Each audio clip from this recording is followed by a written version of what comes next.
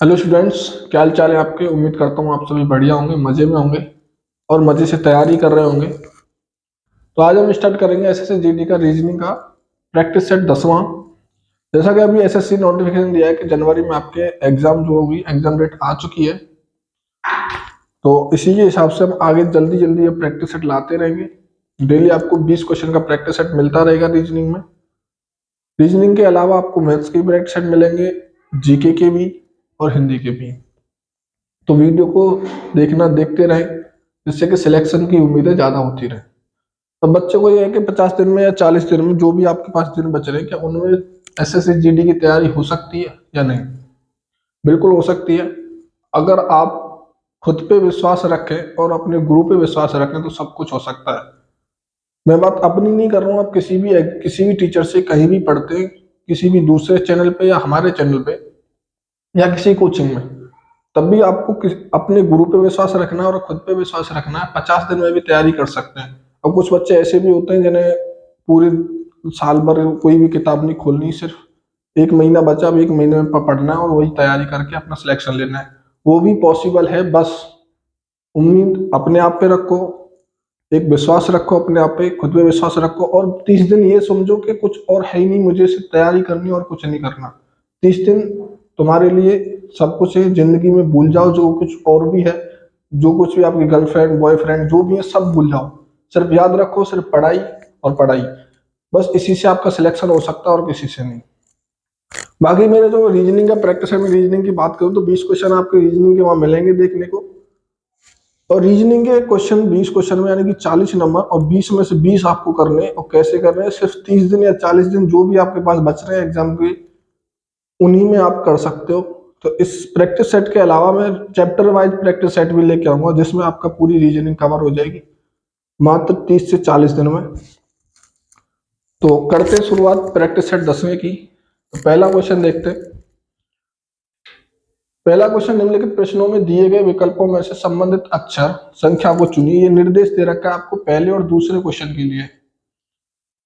तो यहां दे रखा है राजा सिंहासन पे सिंहासन के लिए संबंधित जिस प्रकार संबंधित है, राजा सिंहासन से जिस प्रकार संबंधित है, वैसे ही बताइए सवार जो होगा वो किस प्रकार संबंधित होगा, कौन से ऑप्शन से संबंधित होगा। तो सबसे पहला दे रखा है पीठ का, दूसरा ऑप्शन दे रखा है काठी। काठी उसे कहते हैं जो घोड़े के ऊपर जो जिस पे सवार बैठता है, ठीक है, वो होती है काठी। फिर होती है कुर्सी, फिर कुर्सी, फिर होता है घोड़ा। तो सवार के लिए होगा काठी, यानी घोड़े के ऊपर सवारी होती है, यानी सवार करता है सवार घोड़े से, और घोड़े के ऊपर होती है काठी जिस पे सवार बैठता है। जिस प्रकार सिंहासन पे राजा बैठता है, ऐसे ही सवार का बैठता है काठी पे, घोड़े की जो काठी होती है उस पर बैठता है। तो option B is the right answer. अगला क्वेश्चन देखते हैं। यहां दे रखा है F216 और L बताना है, L किस ऑप्शन से संबंधित होगा। तो अगर आप ध्यान से देखो, F की जो नंबरिंग होती है वो होती है 6, और 6 का अगर मैं क्यूब करूं तो वो होता है 216। ठीक, 6 का क्यूब कितना होता है आपका? 216। ऐसे ही L को बताओ, L किस ऑप्शन से संबंधित होगा। तो L अगर कितने पे होता है? 12 पे, और 12 का क्यूब करोगे, 12 का आप क्या करोगे? क्यूब करोगे तो 12 गुणा 12 गुणा 12। अगर 12 का क्यूब अगर आपको याद है तो अच्छी बात है, अगर क्यूब याद नहीं है तो सिर्फ पीछे के अंकों का गुणा कर लो। 2 दूनी 4, 4 दूनी 8, यानी जिस ऑप्शन में सबसे पीछे 8 होगा वही हमारा सही आंसर होगा।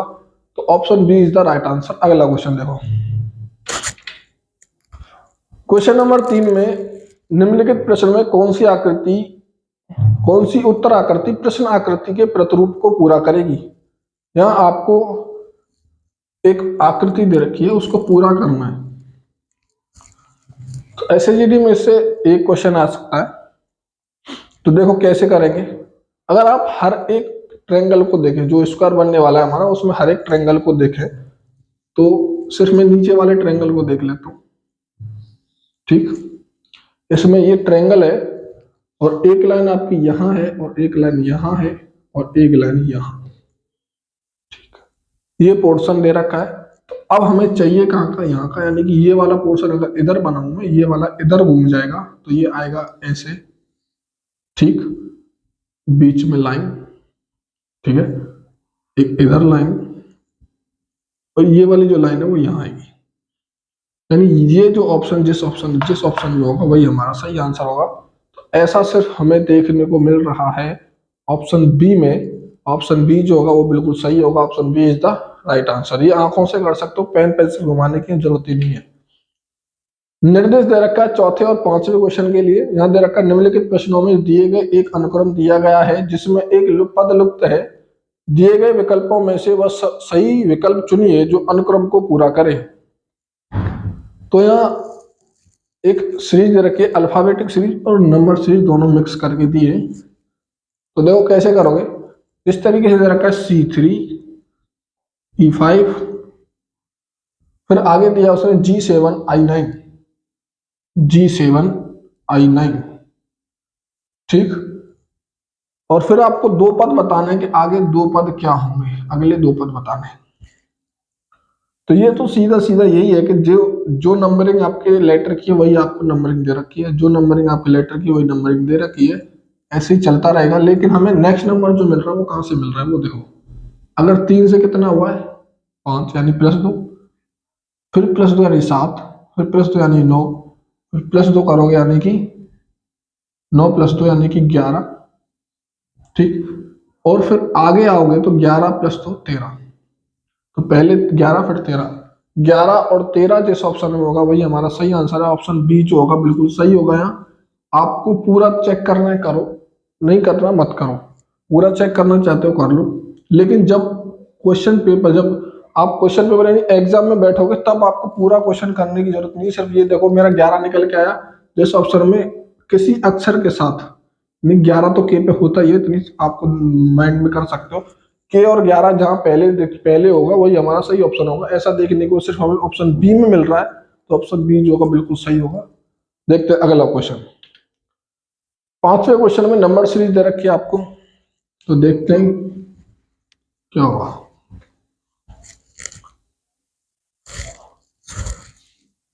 5, 16, फिर 51, फिर 158। अगला ऑप्शन बताना आपको क्या होगा। तो देखो 5 × 3 करूं तो 15 होगा, और +1 कर दूं तो 16, ठीक। यही हुआ है क्या, आगे भी यही पैटर्न चल रहा है।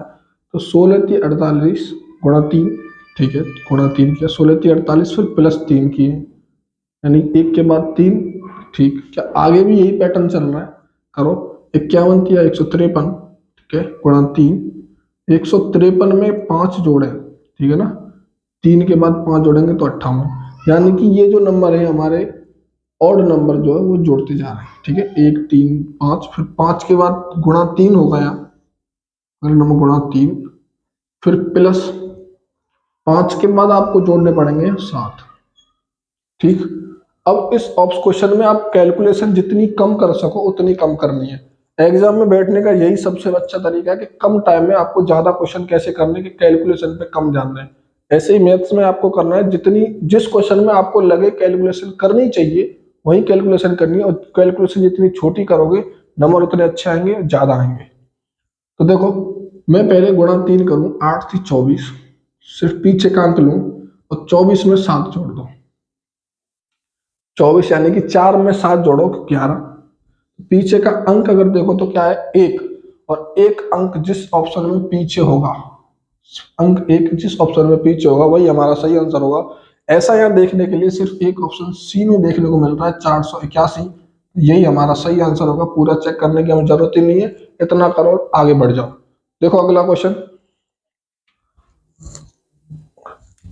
नीचे प्रश्न आकृतियों में दिखाए अनुसार कागज को मोड़कर छेदने तथा खोलने के बाद वह किस उत्तर आकृति जैसा दिखाई देगा। तो पेपर कटिंग से एक क्वेश्चन है। तो इस क्वेश्चन को करने के लिए आपको वो करना है, आप ये नहीं करना कि कोई पेपर लोगे वहां और फिर ऑप्शन उसको काटने बैठ जाओ, नहीं ऐसा करो। क्वेश्चन गलत, एक तो टाइम ज्यादा लगेगा और क्वेश्चन गलत भी हो सकता है। गलत होने की तो कोई संभावना नहीं है क्योंकि आपने पेपर लिया फिर उसको काटा पीटा है। तो अगर देखो जैसे जैसे उसने बोला है, देखो उसने निर्देश दे रखे ऐसे मोड़ा ऐसे मोड़ा ऐसे मोड़ा, ठीक है। लेकिन आपको क्या करना है, जैसे उसने मोड़ा आपको खोलना शुरू करना है, पीछे से उल्टा आना है। उसने सबसे लास्ट में जो किया है उसने सब में सबसे पहले कर देना है। उसने इसे इधर मोड़ा है, तो हम क्या करेंगे, इसे खोलने के बाद यहाँ पे उसने छेद किया है, नहीं ठीक है। अब इसको इधर खोलोगे सबसे पहले, तो एक छेद यहाँ होगा, यानी अब आपके पास पोर्शन ये है, ठीक। फिर इसने नीचे से ऊपर की तरफ मोड़ा था, आप इधर खोल दोगे, खोलो, ये पोर्शन ऐसे होगा, यानी ये यहाँ और ये यहाँ। फिर ये वाला पोर्शन इधर खोलोगे, तो ये यहाँ और ये वाला ऑप्शन यहाँ, ठीक। ये वाला पोर्शन इधर खोलोगे, ये यहाँ और ये यहाँ, ठीक। तो ऐसा जिस ऑप्शन में देखने को मिलेगा, ऐसा जिस ऑप्शन में देखने को मिलेगा वही हमारा क्या होगा, सही आंसर होगा। यानी कि ऑप्शन डी जो होगा वो बिल्कुल सही होगा। Option D is the right answer. अगला क्वेश्चन देखते हैं। सातवें क्वेश्चन में रखा, एक निश्चित कूट भाषा में पेटल को 11, 22, 7, 26, 15 के रूप में लिखा जाता है, तब उस कोड में अंडर कैसे कूटबद्ध किया जाएगा। तो देखो कैसे करोगे।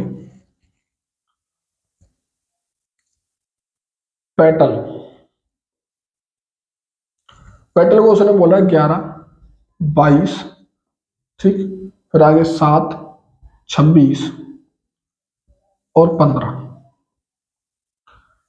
इसने पी को 11 से रिलेट किया है। क्या ये देखो अंडर में भी वही शब्द है जो यहाँ, वही लेटर है क्या वो जो यहाँ है, ऐसा हमें यहाँ देखने को नहीं मिल रहा है। तो अब क्या करोगे, अगर मैं पी की नंबरिंग देखूं तो 16 होती है और ये दे रखा उसने 11, ठीक। एक तो ये तरीका कि इन दोनों का अंतर कितना हो रहा है, -5। तो आगे भी क्या -5 हो रहा है, नहीं हो रहा, क्योंकि यहाँ 22 है और यहाँ कितना है, 5 है, ठीक है। 5 और 22 का अंतर करोगे काफी लंबा बड़ा बैठेगा, यानी कि ये वाला पैटर्न तो है नहीं। फिर आगे आप देखो तो 11 और 16 का अगर सम देखूं मैं कितना हो रहा है, 27। देखो डिफरेंस आ सकता है तो सम भी हो सकता है, ठीक है ना। तो 27, फिर यहाँ कितना है 5, 5 और 22 27, ठीक।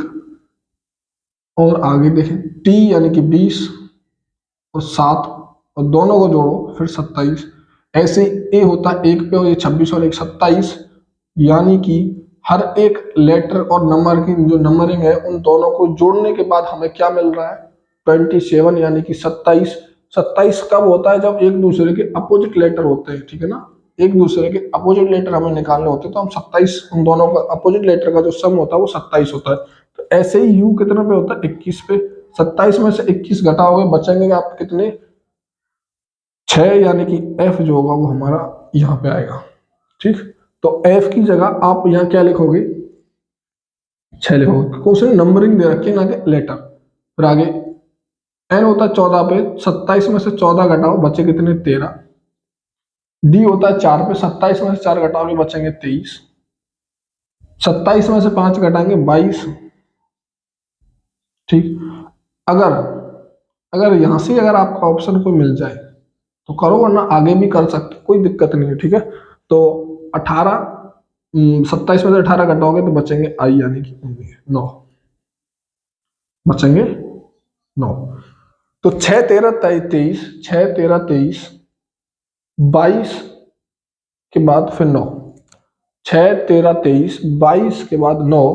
ऐसा ऑप्शन डी में देखने को मिल रहा है, जो ऑप्शन डी जो होगा बिल्कुल सही आंसर होगा। Option D is the right answer. 8वां क्वेश्चन देखते हैं। याद रखा 6 दोस्त A B C D E और एफ एक वृत्त के इर्द गिर्द केंद्र की ओर मुंह करके बैठे। चलो देखो सीटिंग अरेंजमेंट से क्वेश्चन है और जितनी जल्दी हो उतनी अच्छी। तो एक बार में क्वेश्चन को पढ़ो, 2 से 3 बार क्वेश्चन को पढ़ने की जरूरत नहीं है, क्योंकि टाइम को आपको बचाना है। क्वेश्चन को एक बार पढ़ो और अच्छे से पढ़ो, बार बार क्वेश्चन को पढ़ने की जरूरत नहीं है, और जितनी जल्दी हो सके उतनी जल्दी, ठीक। तो देखो 6 दोस्त है, तो एबीसी हम चाहते तो उसने 6 दोस्त बोले, ठीक है, एबीसीडी लगातार बोले एफ तक, ठीक, इतना खत्म। तो ये बोलने की हमें ये पढ़ने की जरूरत नहीं थी, आगे पढ़ते। व्रत के बैठे इर्द गिर्द बैठे, ठीक है, केंद्र की ओर मुंह करके बैठे, देखो बस देखो व्रत में बैठे और केंद्र की ओर मुंह करके बैठे, यानी कि इधर मुंह है उनका, ठीक। तो अब 6 व्यक्ति ऐसे बैठाओगे आमने सामने दो, फिर जो 4 होंगे उन्हें आमने सामने बैठाओ, ठीक, 6 हो गए।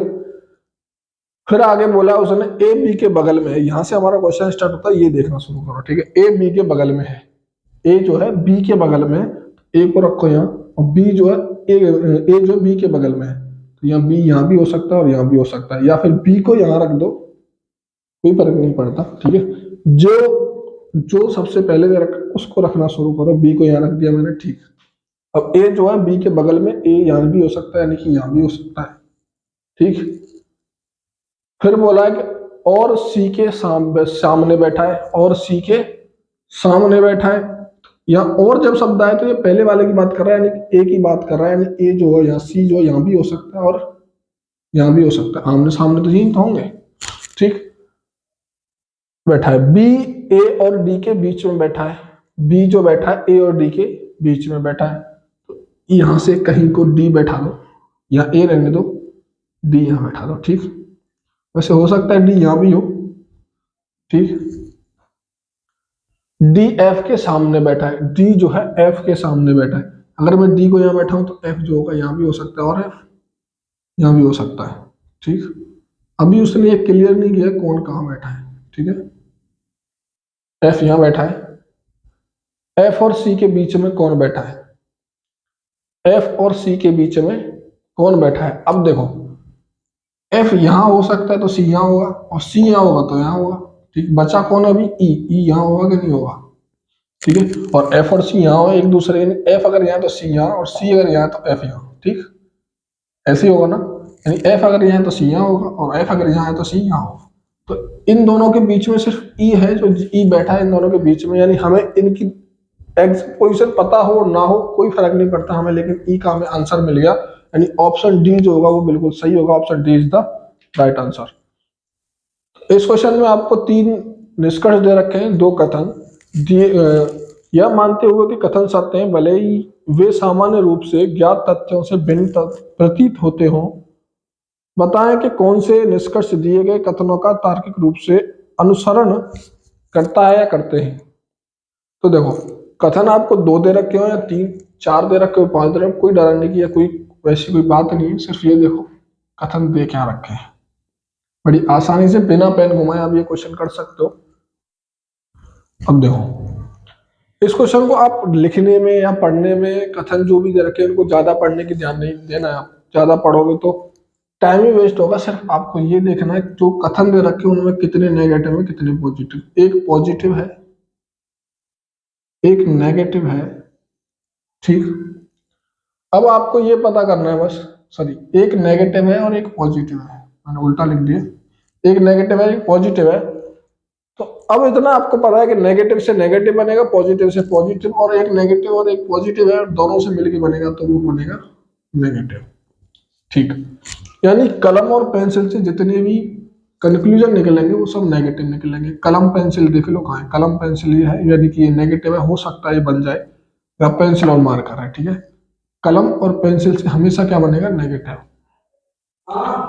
और पेंसिल मार्कर की मैं अगर बात करूं, पेंसिल मार्कर की अगर बात करूं तो ये पॉजिटिव है, तो इससे हमेशा नेगेटिव, पेंसिल मार्कर की मैं अगर बात करूं तो इससे हमेशा पॉजिटिव मिलेंगे, पॉजिटिव कथन है तो पॉजिटिव ही मिलेंगे। तो अब देखते हैं पेंसिल और मार्कर में, पेंसिल और मार्कर में पॉजिटिव है, ठीक। अब अगर इन दोनों की बात करूं, कलम मार्कर से, कलम और मार्कर से जितने भी मिलेंगे वो नेगेटिव मिलेंगे, तो कलम मार्कर से नेगेटिव दे रखे हैं, ठीक। तो यानी कि यहाँ सब सही हो सकते हैं। अब करते हैं बात आगे, अब क्या करेंगे, कोई नहीं के लिए आप रखोगे 100, सभी के लिए रखोगे 150, नंबरिंग कर दो, कोई के लिए 100 100 100 100, कुछ के लिए 50, ठीक। अब आप देखो मार्कर 100, ऊपर मार्कर कितने 50 से 100 हो सकते हैं नहीं हो सकते, 50 से 100 हो सकते हैं नहीं हो सकते, ठीक। 50 से 100 नहीं हो सकते, यानी कि ये हो गया गलत, ये हो गया गलत, ठीक। कोई मार्कर कलम नहीं है तो पहला हो गया गलत, ये नहीं बन सकता, नहीं हो सकता, ठीक। 100 से 50, 50 से 100 नहीं हो सकते, 50 से 100 नहीं हो सकते, ठीक। पेंसिल और मार्कर से पॉजिटिव है, ठीक है। कलम और मार्कर से नेगेटिव बनेगा, ठीक। तो मार्कर 50 है या 100 है, तो ये नहीं हो सकता, ये गलत हो गया। फिर आगे देखते हैं, कोई पेंसिल कलम नहीं है। तो आगे देखो, पेंसिल 100 से 100 हो सकते हैं, कलम 100 से 100 हो सकते हैं, यानी कि ये सही है, हो सकता है। कुछ मार्कर पेंसिल है, आगे देखो, कुछ मार्कर पेंसिल है। तो मार्कर ऊपर कितने, 50, 50 से 50 हो सकते हैं। पेंसिल ऊपर कितनी है, देखो मार्कर वाला यही देखेंगे, उससे हमारा लेना देना नहीं है अभी। ये वाला देखेंगे तो यहाँ पेंसिल कितनी, 50, 50 से 100 से 50 हो सकते हैं, या 100 या 50, 50 से 100, सॉरी 100 से 50 हो सकते हैं, यानी ये भी सही है। पहले दूसरा और तीसरा हमारा जो आंसर होगा वो बिल्कुल सही होगा। यदि दूसरा और तीसरा कथन फॉलो करता है, अनुसरण करता है, तो यहाँ देखने को ऑप्शन बी जो होगा बिल्कुल सही होगा। Option B is the right answer. अगला क्वेश्चन देखते हैं। निर्देश दे रखा है 11 और 12वें क्वेश्चन के लिए। 11 और 12वें क्वेश्चन के लिए निर्देश दे रखा है आपको। निम्नलिखित प्रश्नों में दिए गए विकल्पों में से विषम अक्षर शब्द संख्या को चुनिए। तो विषम अक्षर शब्द संख्या चुननी है। 3 दे रखे आपके Q O L, sorry Q O K, Q O के। फिर आगे देखें आरपीएल, फिर दे रखें डब्ल्यू यू क्यू एम के एफ। चलो देखो क्या कर सकते हैं, ये कितने पे है 17 और ये 15 पे, -2 हुआ। फिर आगे देखो ओ से के बनाया, ओ से के बनाया, यानी कि माइनस के हुए कितने आपके पास 4। आगे देखते हैं, फिर आर होता 18 पे, पी होता 16 पे, यानी -2, पी 16 पे -4, ठीक है। 16 से 12 बना, -4 हुआ है, ठीक। क्या यहाँ भी हो रहा है, 23 से यू आया यानी -2, यू से 17, ठीक है, 21 से 17 हो रहा है यानी -4। फिर आगे देखते एम होता 13 पे और के होता 11 पे, 13 में से 2 गए तो 11 बचे यानी -2। फिर आगे बना एफ, यानी कि 4 और 1 5, यहाँ हुआ -5, यानी इस ऑप्शन में ही हमारी जो है अलग कोडिंग इस्तेमाल हुई है, यानी कि यहाँ -2 -5 हुआ, बाकी सब में -2 -4 है। तो ऑप्शन डी जो होगा बिल्कुल सही होगा। Option D is the right answer. 12वें क्वेश्चन में देखते हैं ए बी सी और डी में से कोई विषम अक्षर शब्द संख्या बतानी है। कौन सा ऑप्शन हमारा ऑड है, कौन सा ऑप्शन हमारा ऑड है, ये हमें बताना है। तो ये दे रखा है हमें D8L, D8L, C6J, B4F, A2C।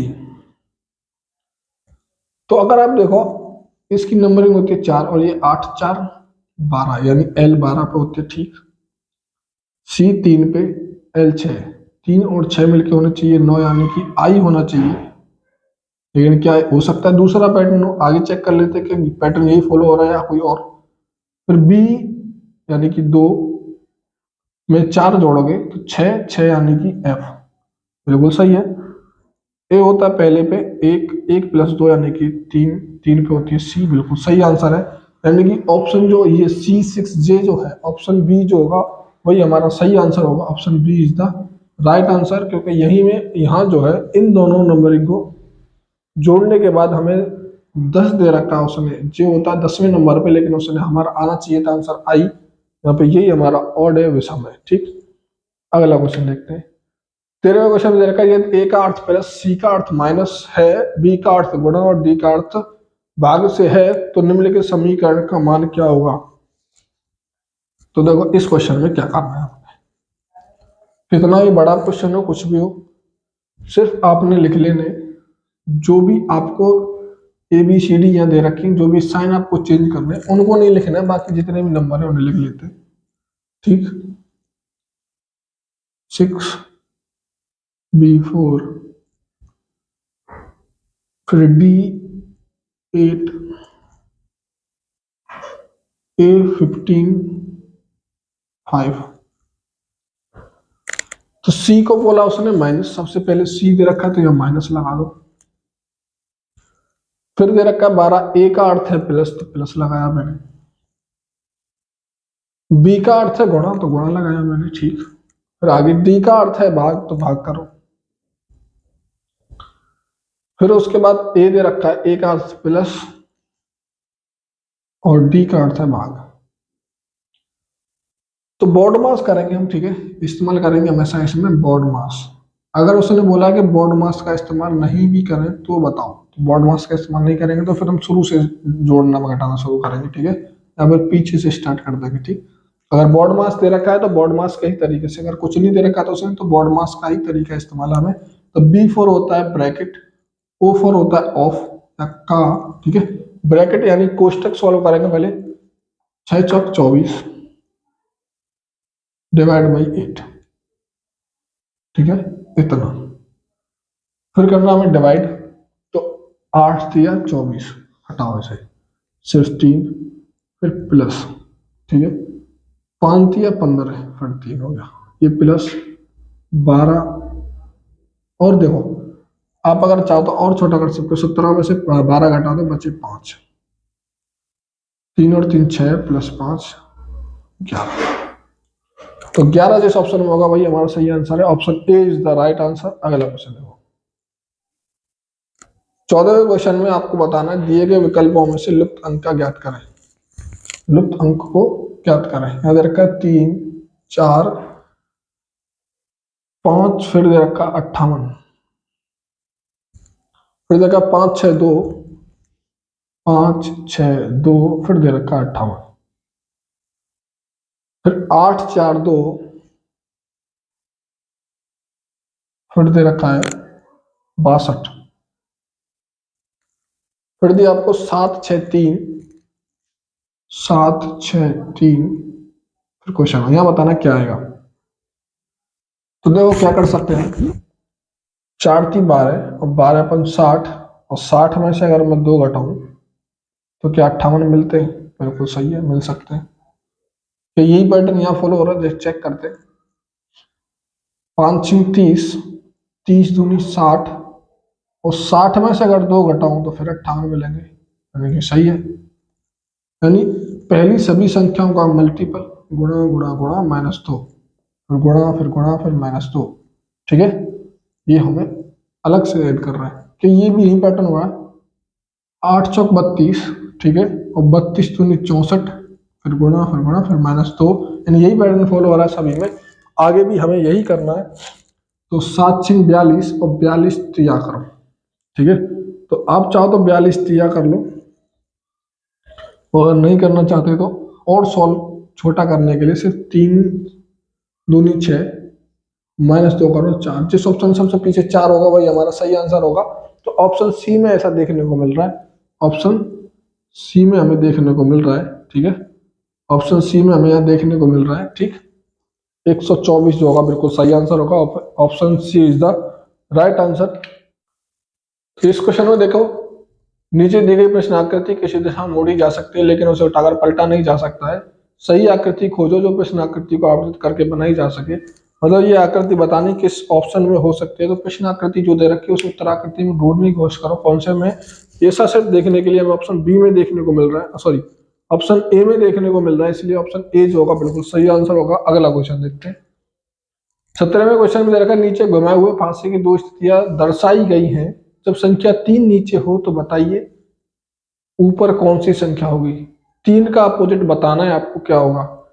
तो देखो दोनों पांचे में अगर देखें तो 5 जो है कॉमन है, और 5 के ठीक दाईं तरफ, 5 के ठीक दाईं तरफ 3 है, और ऐसे ही 5 के ठीक दाईं तरफ 2 है, तो 3 और 2 एक दूसरे के अपोजिट होंगे, यानी ऑप्शन ए जो होगा बिल्कुल सही आंसर होगा, option A is the right answer. 18वां क्वेश्चन देखो, कौन सी आकृति पृथ्वी समुद्र और सूर्य के बीच संबंध दर्शाती है। तो देखो पृथ्वी पे समुद्र होते हैं, पृथ्वी में होते हैं समुद्र, ठीक है, और सूर्य एक अलग है, तारा है, उसका कोई इससे लेन देन नहीं, तो ऐसा ऑप्शन जहां देखने को मिलेगा वही हमारा ऑप्शन सही होगा, यानी option A is the right answer. 19वां क्वेश्चन देखते हैं, यदि एक दर्पण को एमएल रेखा पर रखा जाए तो दी गई उत्तर आकृतियों में से कौन सी आकृति की सही प्रतिबिंब होगी। तो प्रश्न आकृति आपको दे रखी है, उसका प्रतिबिंब आकृति बतानी, यानी जो संख्या, जो इमेज आप उधर रखे ठीक उसका विपरीत, यानी लेफ्ट का राइट, राइट का लेफ्ट हो जाएगा, वही हमारा ऑप्शन सही होगा। यानी ऑप्शन बी जो होगा, ऑप्शन बी जो होगा वो बिल्कुल सही होगा। Option B is the right answer. इसी में लेफ्ट का राइट हो रहा है और कुछ नहीं, ऊपर नीचे हो नहीं सकता क्योंकि वाटर इमेज नहीं है, मिरर इमेज है। ठीक, क्वेश्चन नंबर 20 में दे रखा है निम्नलिखित सेट की संख्या आपस में विशेष प्रकार से संबंधित है, दिए गए विकल्पों में से उस सेट का चयन करें जो निम्नलिखित सेट से संबंधित या समान हो।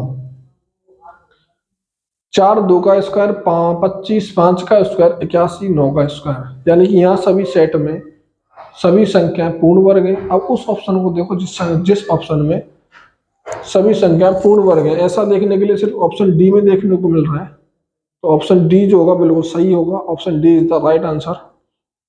तो इस तरीके से हम और भी क्वेश्चन और भी प्रैक्टिस सेट करते रहेंगे।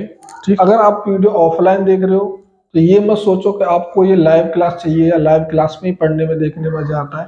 तो लाइव क्लास में होता पढ़ाई तो कम होती है, लेकिन कमेंट वगैरह पढ़ते रहो, आपकी बातें होती हैं और कुछ नहीं। अभी अगर आप ऑफलाइन देख रहे हो, रिकॉर्डेड वीडियो देख रहे हो, तो इसको लाइव क्लास ही समझ के पढ़ो।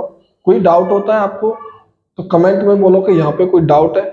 ठीक, कमेंट में किसी पर्टिकुलर टाइम पे या पर्टिकुलर क्वेश्चन में कोई डाउट है तो आप बता सकते हो, कमेंट में बस लिख के भेजना है, बाकी आपको उसका रिप्लाई मिल जाएगा। डाउट की एक स्पेशल वीडियो भी बना दूंगा। अगर 1-2 डाउट ही होंगे किसी 1-2 बच्चे के, तो किसी प्रैक्टिस सेट में वो डाउट आ जाएगा। तैयारी करते रहो, 50 से 30 दिन समझ लो, यही है हम आपके पास जो भी है सुनहरा मौका, यही है आपके पास और कुछ नहीं। इसके अलावा सोच के पढ़ो कि अब मुझे आगे कुछ नहीं मिलेगा, मिलने वाला यही है जो कुछ है। ठीक है, 30 दिन अपने से अच्छे से तैयारी करो, अपने साथ धोखा मत दो, बस यही होगा आपकी तैयारी का अच्छा और महत्वपूर्ण रिजल्ट। ठीक, तो और मिलते हैं अगले फिर किसी दूसरे प्रैक्टिस सेट में, तब तक के लिए धन्यवाद।